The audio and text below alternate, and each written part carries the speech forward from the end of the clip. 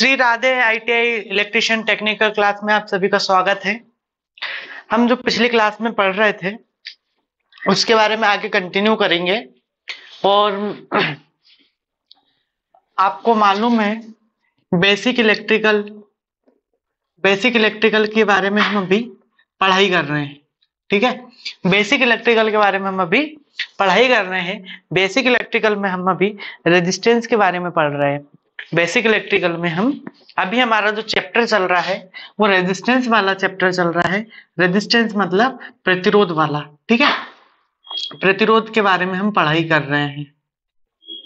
अब प्रतिरोध के बारे में हम समझ रहे हैं, प्रतिरोध के बारे में जान रहे हैं, कुछ सीख रहे हैं। तो प्रतिरोध से जो संबंधित एग्जाम में क्वेश्चन आते हैं उनको कैसे सॉल्व करते हैं उनके बारे में सीख रहे हैं।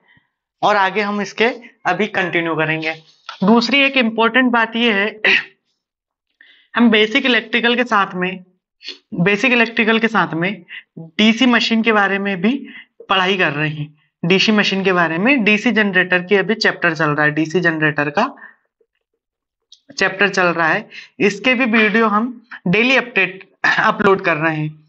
इसकी वीडियो भी हम डेली अपलोड कर रहे हैं यूट्यूब पर। तो आप सभी को बेसिक इलेक्ट्रिकल भी पढ़ना है, इलेक्ट्रिकल के बेसिक पढ़ने के साथ साथ आपको इधर डीसी मशीन के बारे में भी पढ़ाई करना है।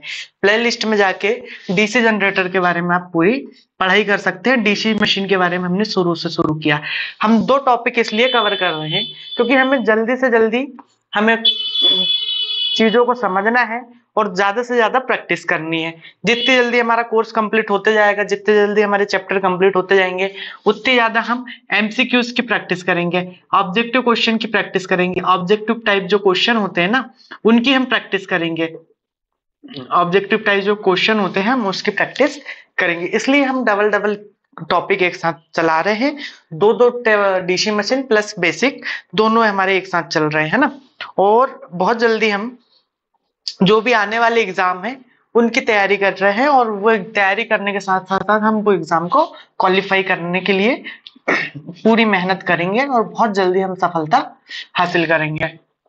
ठीक है, आगे हम देखते हैं। आगे हम पढ़ रहे थे प्रतिरोध के बारे में। तो प्रतिरोध का ये हमारा आगे का पार्ट है। जो हमने जो इस वीडियो में फर्स्ट टाइम आया है वो इसके पिछले वीडियो भी जरूर देख ले, तो उन्हें समझ में आ जाएगा कि प्रतिरोध के बारे में कैसा शुरुआत है, प्रतिरोध कहाँ से आता है, क्यों होता है, किस लिए इसका उपयोग किया जाता है, क्यों यह हानिकारक है, क्या इसके फायदे हैं, सब हम पिछले वीडियो में देख लेंगे, देखे हैं और आप लोग भी देख लो। तो अब हम पढ़ रहे थे, आज हम पढ़ रहे हैं प्रतिरोध ताप गुणांक। प्रतिरोध ताप गुणांक, ठीक है, प्रतिरोध ताप गुणांक। अब प्रतिरोध ताप गुणांक क्या होता है अपन देखते हैं। प्रतिरोध ताप गुणांक अब पिछली कक्षा में मतलब पिछली क्लास में जो देखे थे उसके आगे हम कंटिन्यू करते हैं। प्रतिरोध ताप गुणांक, प्रतिरोध ताप गुणांक। तो प्रतिरोध ताप गुणांक क्या होता है, साथ में लिखते भी चलो, है ना, नोट्स में लिखते भी चलो। हर वीडियो में मैं बोलता हूं कि एक हैंड रिटन नोट्स बनाना है, हैंड रिटन नोट्स बनाना है।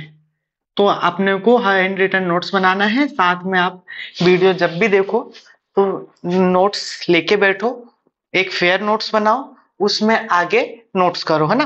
तो नोट में आगे आप लिखते भी चलो। प्रतिरोध ताप गुणांक की परिभाषा, चालक के ताप में प्रति डिग्री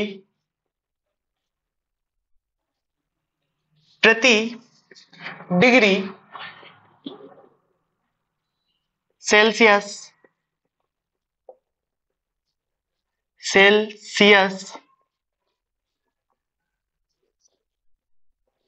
चालक के ताप में प्रति डिग्री सेल्सियस वृद्धि करने पर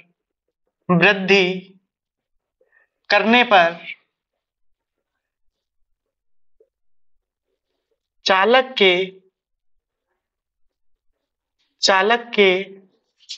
चालक के ताप में प्रति डिग्री सेल्सियस वृद्धि करने पर चालक के प्रतिरोध में चालक के प्रतिरोध में चालक के प्रतिरोध में वास्तविक मान से वास्तविक वास्तविक मान से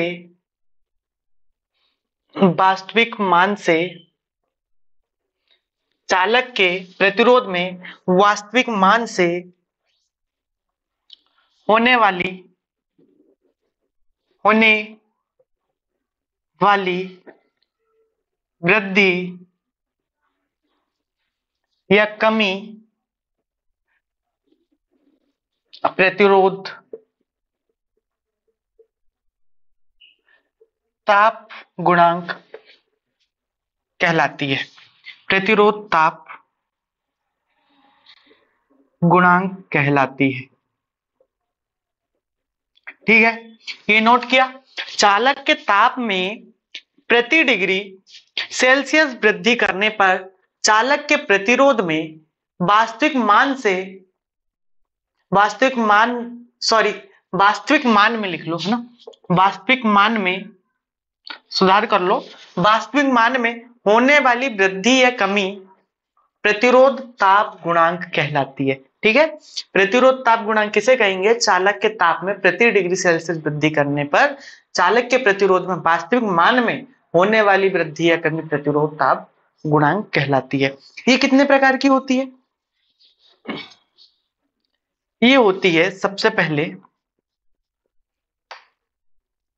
धनात्मक ताप गुणांक। ठीक है, धनात्मक ताप गुणांक क्या होता है? धनात्मक ताप गुणांक का मतलब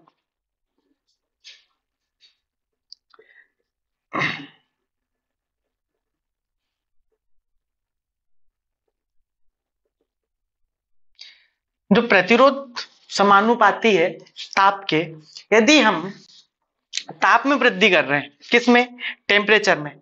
चालक के ताप में यदि हम वृद्धि करेंगे, है ना, तो हमारा प्रतिरोध में भी वृद्धि होगी। जब हम चालक के ताप में वृद्धि कर रहे हैं तो हमारा क्या होगा? चालक के ताप में भी वृद्धि होगी। तो अब साइड हेडिंग डालो धनात्मक ताप गुणांक, साइड हेडिंग डालो धनात्मक ताप गुणांक, धनात्मक ताप गुणांक साइड हेडिंग डालो और उसमें लिखो, धनात्मक ताप गुणांक में लिखो चालक के ताप वृद्धि के साथ चालक में ताप वृद्धि के साथ उसके प्रतिरोध में होने वाली वृद्धि को हम धनात्मक ताप गुणांक कहते हैं, धनात्मक ताप गुणांक कहते हैं। ये वाला नोट कर लीजिए, ये वाला पॉइंट।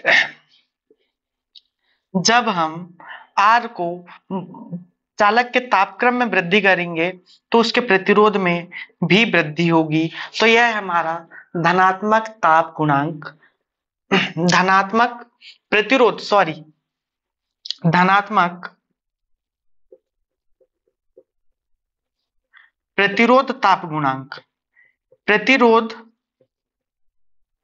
ताप गुणांक कहलाता है।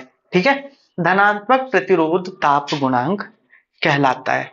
अब हम अगला देखेंगे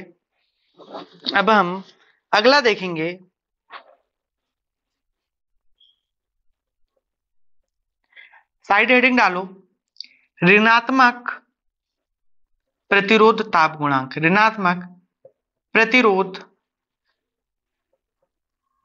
ताप गुणांक,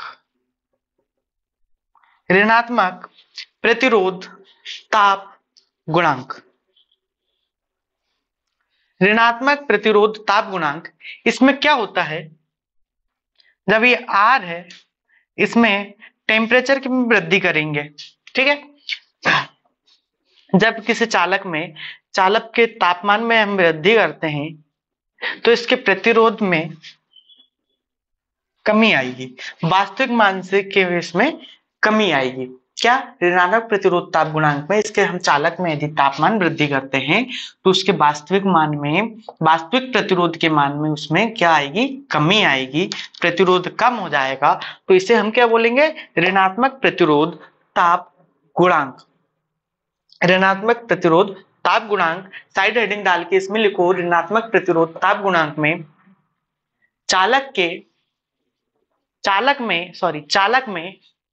चालक में तापमान वृद्धि,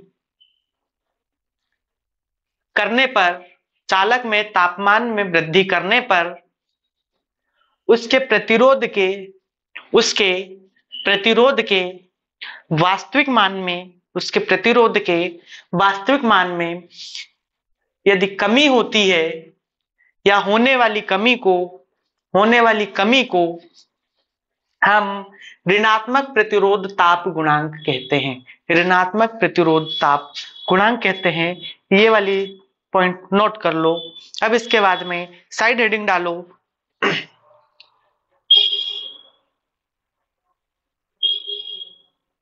शून्य या नगण्य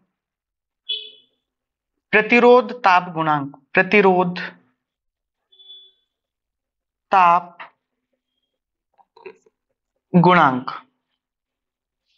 ठीक है, शून्य या नगण्य प्रतिरोध ताप गुणांक, इसके बारे में साइड हेडिंग डाल लो आप। इसके बारे में साइड हेडिंग डाल लो। इसके बारे में हम देखते हैं क्या होता है इसमें। शून्य या नगण्य प्रतिरोध ताप गुणांक में यह हमारा प्रतिरोध है, ये टेम्परेचर है। ऐसी किसी चालक के तापक्रम में वृद्धि या कमी करते हैं, तापमान में वृद्धि या कमी करते हैं, तो इसका जो प्रतिरोध है यह अपरिवर्तित रहता है। क्या रहता है? अपरिवर्तित रहता है, यह बदलता नहीं है। जब बदलता नहीं है तो ये कौन सा प्रतिरोध ताप गुणांक होगा? शून्य या नगण्य प्रतिरोध ताप गुणांक की श्रेणी में ये हमारा आएगा। तो हम क्या लिखेंगे इसमें? साइड हेडिंग डालो शून्य नगण्य प्रतिरोध ताप गुणांक। साइड हेडिंग डालो शून्य या नगण्य प्रतिरोध ताप गुणांक। ठीक है, इसमें लिखो चालक के तापमान में वृद्धि या कमी करने पर, चालक के तापक्रम में वृद्धि या कमी करने पर, चालक के तापक्रम में वृद्धि या कमी करने पर उसका प्रतिरोध का मान अपरिवर्तित रहता है, तो वह शून्य या नगण्य प्रतिरोध ताप गुणांक कहलाता है। ठीक है, अब इसके आगे हम देखते हैं धनात्मक प्रतिरोध ताप गुणांक किन पदार्थों में होता है, किसमें होता है?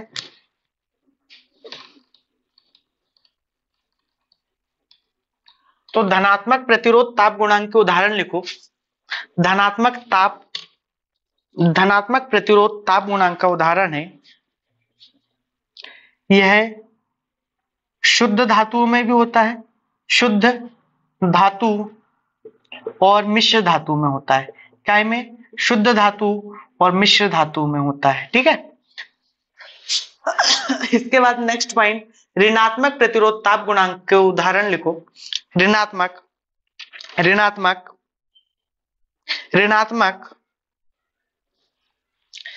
प्रतिरोध ताप गुणांक के उदाहरण थर्मिस्टर,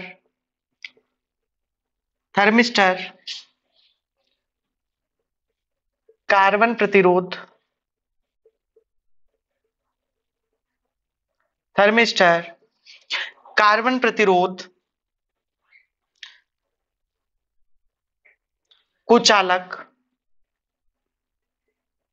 कुचालक कुचालक,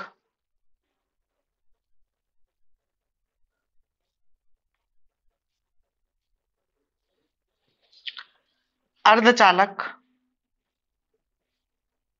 अर्धचालक और विद्युत अपघट्य, और विद्युत अपघट्य। इनका प्रतिरोध ताप गुणांक ऋणात्मक प्रकृति का होता है। इनमें तापमान वृद्धि करने पर इनके प्रतिरोध में कमी आती है। ठीक है, अब इसके बाद में नेक्स्ट लिखो, नेक्स्ट पॉइंट, शून्य नगण्य प्रतिरोध ताप गुणांक के उदाहरण। ये होती है, इसके उदाहरण होते हैं उच्च प्रतिरोध, उच्च प्रतिरोध, उच्च प्रतिरोध वाले पदार्थ, उच्च प्रतिरोध वाले पदार्थ की मिश्र धातु, पदार्थ की मिश्र धातु। ठीक है, उच्च प्रतिरोध वाले पदार्थ की मिश्र धातु में शून्य नगण्य प्रतिरोध ताप गुणांक होता है। तो ये होता है किस किस में? मैग्नीन में, मैग्नीन में, यूरेका में, यूरेका में, और एक होता है कांस्टेंटन, कांस्टेंटन। ठीक है, ये इन धातुओं में शून्य नगण्य प्रतिरोध ताप गुणांक होता है। अब हम नेक्स्ट देखते हैं इसमें कि हम प्रतिरोध ताप गुणांक की निकालेंगे कैसे, किसमें? जब हम प्रतिरोध में तापमान में वृद्धि करेंगे तो कितना तापमान वृद्धि करने पर, कितना तापमान वृद्धि करने पर हमारा प्रतिरोध में परिवर्तन कितना होगा, या प्रतिरोध ताप गुणांक कितना होगा। तो हम कैसे करेंगे, उसके लिए एक फार्मूला होता है, उसके लिए एक फार्मूला होता है। तो हम उस फार्मूले को देखते हैं, उस फार्मूले को आगे हम देखते हैं।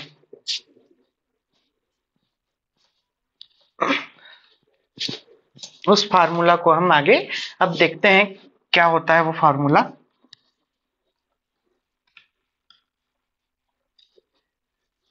अब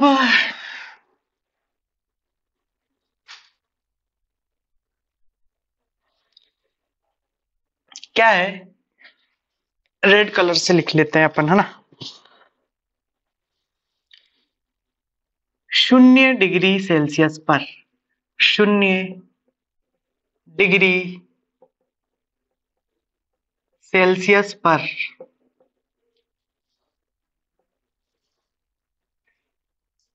ताप गुणांक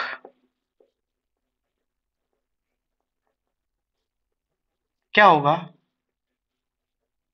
अल्फा जीरो बराबर, अल्फा जीरो बराबर तापमान वृद्धि के साथ में प्रतिरोध, तापमान वृद्धि करने पर प्रतिरोध माइनस शून्य तापक्रम पर प्रतिरोध, शून्य तापक्रम पर प्रतिरोध बटे शून्य तापक्रम पर प्रतिरोध इनटू तापक्रम। ठीक है, अब ये फार्मूला होता है 0 डिग्री सेल्सियस पर ताप गुणांक। ताप गुणांक मतलब अब यहाँ पे क्या है, यहाँ पे जो अल्फा वह ताप गुणांक को दर्शाता है ना, ताप गुणांक को दर्शाता है। ठीक है, अब ये अल्फा जो है ताप गुणांक को दर्शाता है। अब इसमें अल्फा में नीचे 0 लिख देते हैं तो ये क्या होता है, 0 डिग्री सेल्सियस पर ताप गुणांक को दर्शा देगा। 0 डिग्री पर, 0 डिग्री का, 0 डिग्री सेल्सियस पर, 0 डिग्री सेल्सियस पर ताप गुणांक। ठीक है, अब ये अगला क्या है, आर शून्य बराबर, आर जीरो बराबर ये 0 डिग्री तापक्रम पर, 0 डिग्री तापक्रम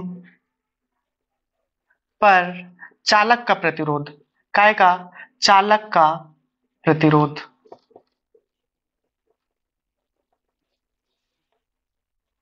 या फिर इतना लिख लो 0 डिग्री तापक्रम पर प्रतिरोध। ये RT बराबर तापक्रम परिवर्तन के बाद तापक्रम परिवर्तन पर प्रतिरोध,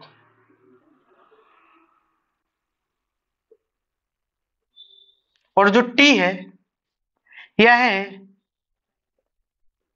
तापक्रम या तापक्रम में परिवर्तन।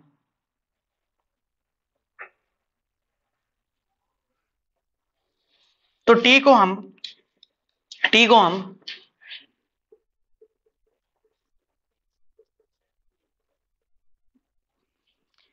T2 माइनस T1 भी लिखते हैं, है ना, तापक्रम में परिवर्तन। तो कितनी डिग्री सेल्सियस का हमें तापक्रम में परिवर्तन हुआ है, तो हमें यहाँ T से दर्शाते हैं। T मतलब टेम्परेचर, R मतलब रेजिस्टेंस, और अल्फा से हमने ताप गुणांक को दर्शाया है ना। तो ये फार्मूला है, इसे नोट कर लो, ठीक है।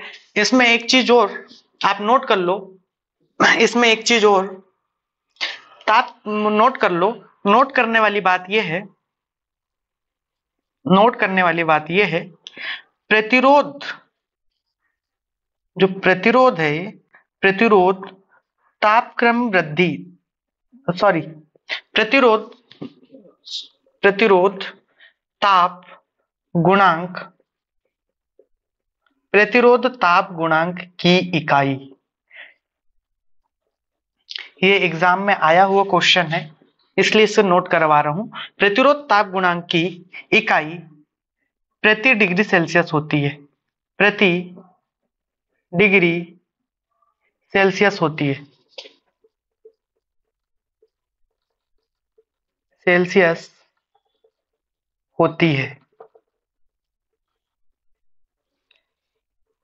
प्रति डिग्री सेल्सियस होती है, ठीक है। प्रतिरोध ताप गुणांक की इकाई प्रति डिग्री सेल्सियस होती है। कंफ्यूज हो जाता है, प्रतिरोध आ जाता है, ताप गुणांक की तो कोई भी बता देता है डिग्री सेल्सियस, लेकिन प्रतिरोध ताप गुणांक की इकाई यदि बोलेगा तो प्रति डिग्री सेल्सियस इसकी इकाई होती है। इसे नोट कर लो। अब आगे देखते हैं।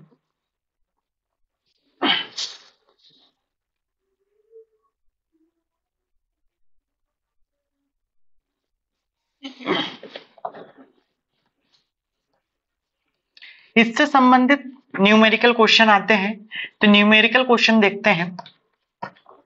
तो हमें इसमें से एक तो ये 0 डिग्री सेल्सियस पर ताप गुणांक हो गया है, तो 0 डिग्री सेल्सियस पर ताप गुणांक है, तो हमें क्या ज्ञात करना होता है, मैक्सिममली अधिकतर हमसे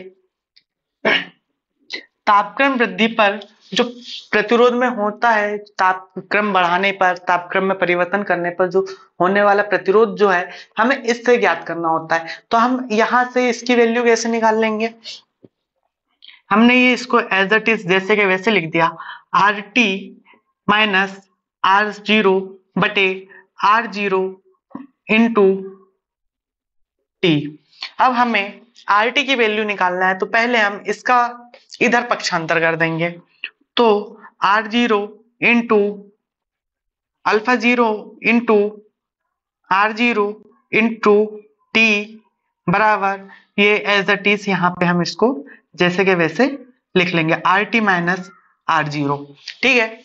अब हम क्या करेंगे, हमें RT की वैल्यू चाहिए, तो हम इस R0 को भी इधर ट्रांसफर कर देंगे।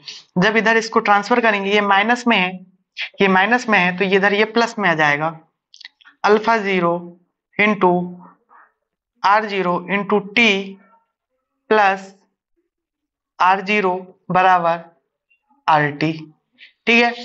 क्या हो गया, RT बराबर R0 alpha 0 R0 into T plus R0 बराबर RT, ठीक है। अब इसको हम पलटा के लिख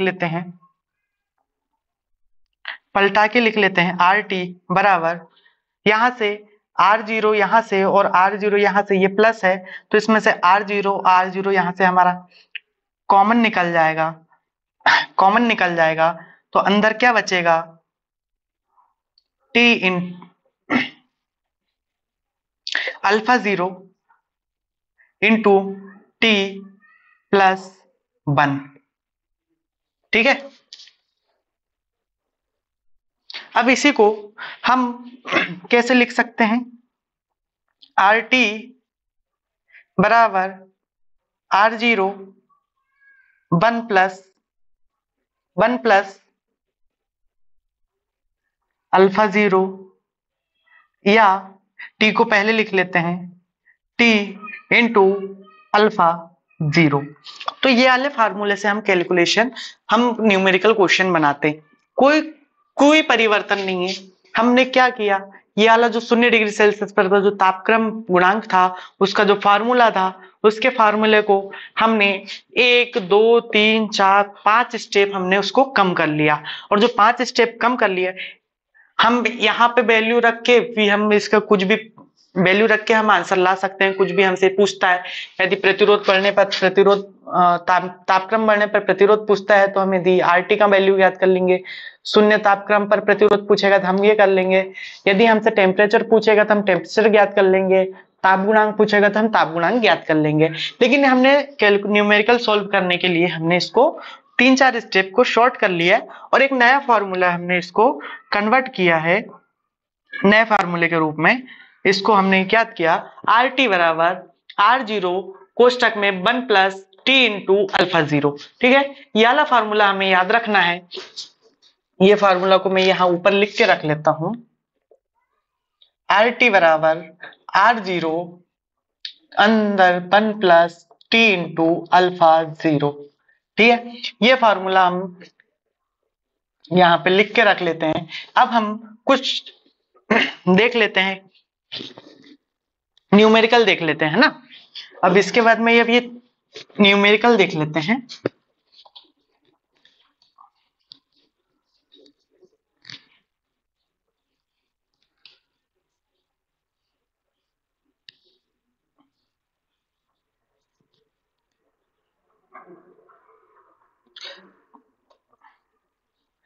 क्वेश्चन देखो, इसको भी मिटा ही देते हैं। क्वेश्चन लिखो, कॉपर की कॉइल का, क्वेश्चन कॉपर की कॉइल का प्रतिरोध 25 ओम है। कॉपर की कॉइल का प्रतिरोध 25 ओम है।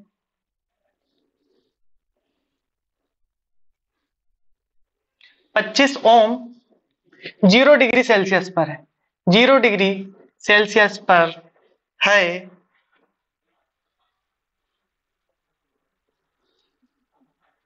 इसका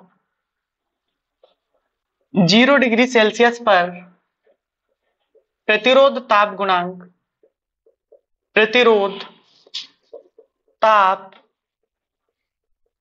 गुणांक, इसका 0 डिग्री सेल्सियस पर प्रतिरोध ताप गुणांक 0.004 डिग्री सेल्सियस 4 प्रति डिग्री सेल्सियस। इसका प्रतिरोध ताप गुणांक की इकाई होती है प्रति डिग्री सेल्सियस, है ना। तो इसका प्रतिरोध ताप गुणांक 0.00 प्रति 4 प्रति डिग्री सेल्सियस है, तो 100 डिग्री सेल्सियस तापमान पर कॉपर की कॉइल का प्रतिरोध ज्ञात कीजिए।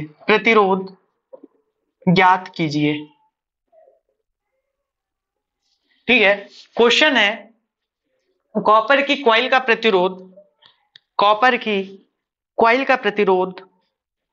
25 ओम है। 25 ओम 0 डिग्री सेल्सियस पर है। इसका 0 डिग्री सेल्सियस पर प्रतिरोध ताप गुणांक 0.004 प्रति डिग्री सेल्सियस है, तो 100 डिग्री सेल्सियस तापमान पर कॉपर की कॉइल का प्रतिरोध ज्ञात कीजिए। तो इसका हमने ये फार्मूला लिखा हुआ था, तो इससे हमारा इस फार्मूले पे सीधा सीधा वैल्यू रख देते हैं। तो हमें 100 डिग्री सेल्सियस पर हमें तापक्रम ज्ञात करना है। तो 100 डिग्री सेल्सियस पे हमें तापक्रम ज्ञात करना है, तो हमें आरटी की वैल्यू ज्ञात करनी है। काहे की आरटी की वैल्यू ज्ञात करनी है। तो 0 डिग्री पर हमारा 0 डिग्री सेल्सियस पर क्या है, प्रतिरोध कितना है, R0 कितना है, 25 ओम है। हमें टेम्परेचर कितना है, 100 डिग्री सेल्सियस है, 100 डिग्री सेल्सियस है। और हमारा 0 डिग्री सेल्सियस पर 0 डिग्री सेल्सियस पर इसका 0 डिग्री सेल्सियस पर इसका प्रतिरोध ताप गुणांक 0.004 प्रति डिग्री सेल्सियस है ना। तो इसकी सीधी सीधी वैल्यू हम यहाँ पे रख देते हैं।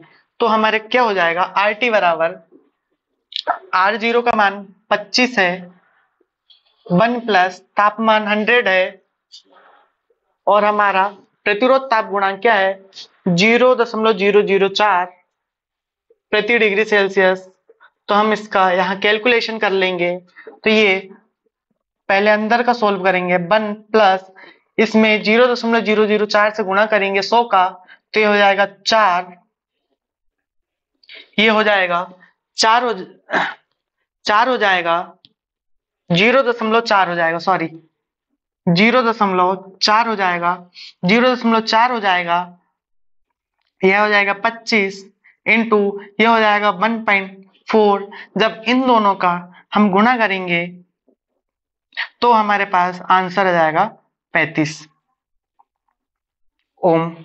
हमें प्रतिरोध पूछा है कितना, 100 डिग्री से प्रतिरोध पूछा है, 100 डिग्री सेल्सियस तापमान पर कॉपर की कॉइल का प्रतिरोध ज्ञात कीजिए। तो हमारा क्या हो जाएगा आंसर हो जाएगा अतः 100 डिग्री सेल्सियस पर कॉपर की कॉइल का प्रतिरोध 35 ओम होगा। ठीक है ना, 25 इंटू 1.4 से गुणा करेंगे तो कितना आएगा, 35 आएगा। ठीक है, ये इसे नोट कर लो, है ना। अब अगला क्वेश्चन देखते हैं।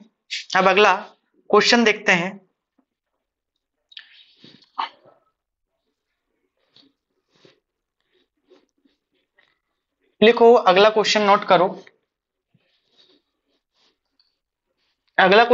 करो, कॉपर की कॉइल का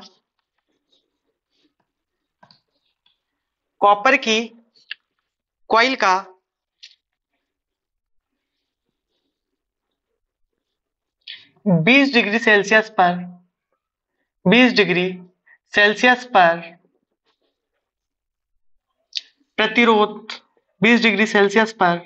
प्रतिरोध 10 ओम है। 20 डिग्री सेल्सियस पर प्रतिरोध ताप गुणांक 20 डिग्री सेल्सियस पर प्रतिरोध ताप गुणांक अल्फा 0 का मान 0.0039 प्रति डिग्री सेल्सियस है। तो 60 डिग्री सेल्सियस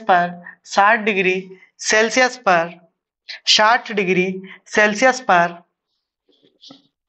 कॉपर की कॉइल का प्रतिरोध ज्ञात कीजिए। ठीक है, कॉपर की कॉइल का 20 डिग्री सेल्सियस पर प्रतिरोध 10 ओम है और 20 डिग्री सेल्सियस पर प्रतिरोध ताप गुणांक अल्फा का मान अल्फा 20 का मान 0.0039 है प्रति डिग्री सेल्सियस है। तो 60 डिग्री पर कॉपर की कॉइल का प्रतिरोध ज्ञात कीजिए। अब हम इस फॉर्मूले पे मान रख देंगे। तो हम देखते हैं कि हमारा R0 की वैल्यू कितनी है। तो हम यहाँ पे R0 नहीं लेंगे, हमारा R0 शून्य तापक्रम पर था, हमें 20 डिग्री बोला। तो प्रारंभिक तापमान 0 से शुरू होता है, लेकिन क्वेश्चन में हमें 20 डिग्री बोला है। तो हमें किससे R0 का मान हमें 20 रखना पड़ेगा। क्यों? अल्फा 0 हमें 20 है, तो हमें R0 का मान 20 रखना पड़ेगा।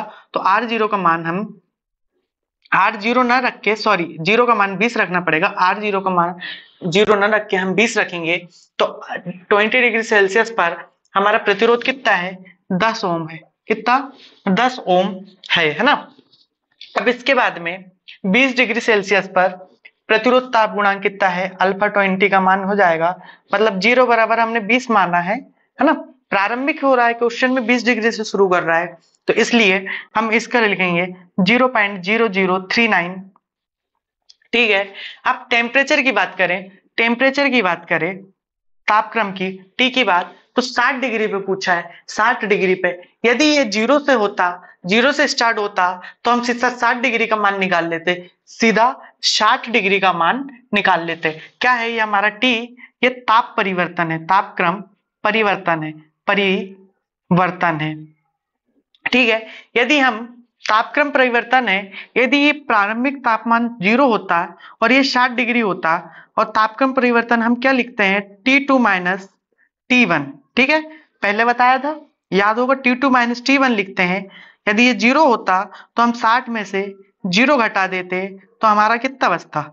60 डिग्री सेल्सियस। ठीक है। यदि यहाँ पे 0 नहीं है, हमसे पूछा है 20, ये तापक्रम T को हम तापक्रम परिवर्तन से दर्शाते हैं, तो यहाँ पे T1 का मान कितना है? 20 डिग्री। तो हमारा कितना आ जाएगा? 40 डिग्री। ठीक है। तापक्रम परिवर्तन का मान जो है T2 माइनस T1 करके निकालना है, तो 40 माइनस 20 हो जाएगा, तो हमारा कितना आ जाएगा? T का मान, T का वैल्यू हो जाएगी हमारी 40 डिग्री सेल्सियस। ठीक है। अब इसको एज इट इज हमारा, अब इस पे मान रख देते हैं, इस पे मान रख देते हैं, तो RT हमें ज्ञात करना है। RT मतलब 60 डिग्री पे हमें ज्ञात करना है। ठीक है। तो R0 की वैल्यू हमने कितना? 20 माने हैं, तो R0 मतलब 10 ओम, हमने 10 यहाँ पे लिख दिया। ये 1 प्लस टेम्परेचर कितना, ताप परिवर्तन कितना आ गया? 40 इंटू ये कितना है में 0.0039। ठीक है। अब इसे हम सॉल्व करेंगे, तो इसे हम सॉल्व करेंगे,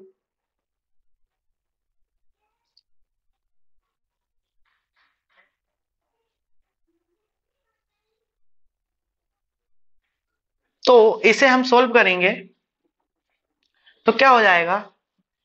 10, ये 1 प्लस एक 0 से मल्टीप्लाई करेंगे, तो एक 0 यहाँ पे कम हो जाएगा, एक 0 हमारा कम हो जाएगा, तो 4 इंटू 0.039। अब इससे हम 10 4 से मल्टीप्लाई करेंगे, 9 चौके 36, हासिल का 3, 4 3 12, 3 15, हासिल का 1, 4 0 0 1, 0.156। ठीक है। अब इसके बाद में 10 इंटू ये 1 इसमें जुड़ेगा, तो 1.156 हो जाएगा, तो हमारे कितना आ जाएगा? 10 से इससे मल्टीप्लाई हो जाएगा, तो 0.1 इधर खिसक जाएगा, 11.56 ओम। क्या है? 60 डिग्री सेल्सियस पर हमारा प्रतिरोध कितना होगा? 11.56 ओम। तो हम क्या लिख सकते हैं? हम लिख सकते हैं अतः 60 डिग्री सेल्सियस पर कॉपर की कॉइल का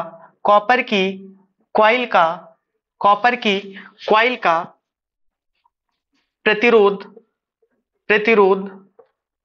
कितना होगा? 11.56 ओम होगा। ठीक है।